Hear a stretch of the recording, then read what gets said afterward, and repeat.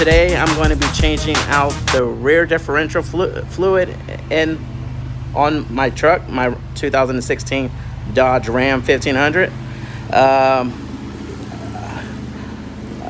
Refer to your book on what gear oil to use, but what my truck takes is the 75 W140, and it has a limited slip as well. So you're gonna get it with the gear oil with the limited slip friction modifier. I bought 3 of these because did my research, and they said it's 2.5 to 3, or maybe 2 to 3. So I just bought 3 just in case, and also bought the additive 2 from Amazon. Get it for about $10. It's also a limited slip additive. Now when I did my research, they said that basically if you buy this, you don't need this, but I like to err to the side of caution. So plus the book said, the book manual that I found online, because when I got the truck from a dealership, they gave me a 2017.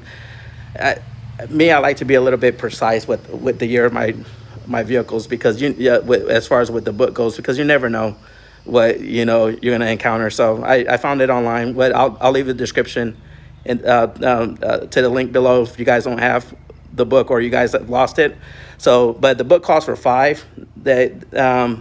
This comes in 4 ounce, so you probably would have to buy 2. But since I have purchased gear oil with the limited slip, it should be fine. Like I said, I just bought this in case, but there's some people that like I said, just bought this and just bought this just in case. But I'm just it really doesn't do any harm from what my research says, that you could just put it in the bottle, which we're gonna do. We're just gonna put the additive in there, and then you put it in the truck. So the tools you need is trusty safety glasses. Oh yeah. And you're gonna need a flathead screwdriver to take the rubber out, which you'll see in a minute. The rubber plug, and you're gonna need a 14 millimeter hex head socket. Next door neighbors getting their lawn done, so please ignore that. Anyway, so this is the shift diff. That's where the oil. This is the harness where the oil is in. So this is the rubber that I was talking about that we will need a flathead screwdriver for. See, to pry it. Basically, it's you get this oil change done, or this gear oil change done every 20,000 miles. That's what the book suggests, or a couple years, whichever one. If you don't drive your truck that often, then it's a couple years, I believe. Just like I said, check the owner's manual and that I provided down below in the descriptions. Basically, it provides oil. The oil provides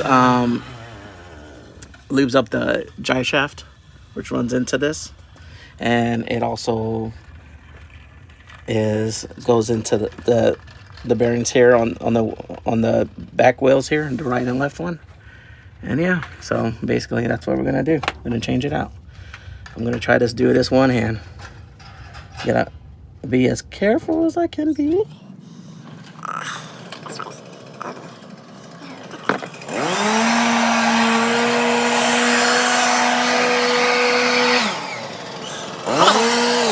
Still in there for a minute. I don't know if it's the paint or the plug. So we'll see in a minute. If not, I'm gonna have to get a new plug.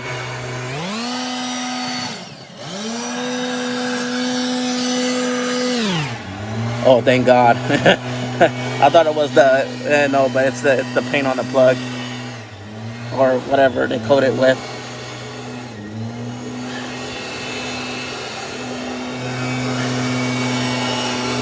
It's hard to do it with one hand, so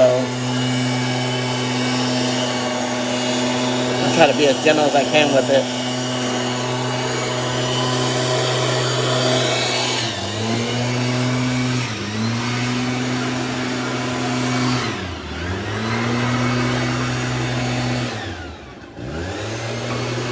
Oh, come on, baby, come on.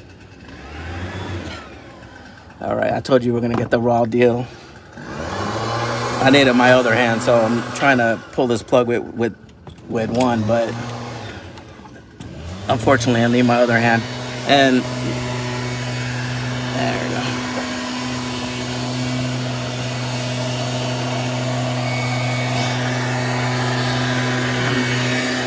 Let me try with my dominant hand.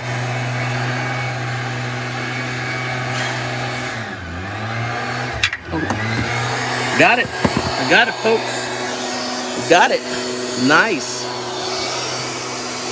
See, I thought I damaged it, and no, it actually was a coat, some kind of coating or something on the down. So I'm like, oh dang it, I'm gonna get another freaking plug here. So you see the oil level that's on the thing here. Now I know what they're talking about when they say fill it to factory oil level, because the oil is like right here. It's like the oil level is like right been up above this this ring here. So that's where you're gonna fill it to. So yeah, it's not leaking. Also, I drove the car around to get it loose. You know what I'm saying? I wanted to make sure that, you know, all the oil is loosened when it gets it's in. I peeled it because I want to make sure this comes off.